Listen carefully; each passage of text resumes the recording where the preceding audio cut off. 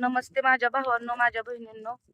तुम्हाला सर्वांना वाटलं असेल की शीतलनी 6 दिवस व्हिडिओ का नाही काढला, शीतल नेमकी घरी गेली का, आणि शीतल नेमकी कशी आहे, बरी आहे का नाही. तर हे बघा, ऐका, मी 6-7 दिवस एका ताईपाशी होते, हळगाव इथे. आणि ती ताई अशी सोशल मीडियावर त्या ताईची माझी ओळख झाली होती.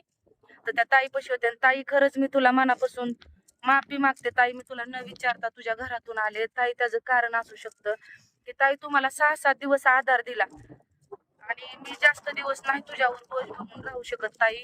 खरंच मनापासून मला माफ कर हा व्हिडिओ बघितला तर.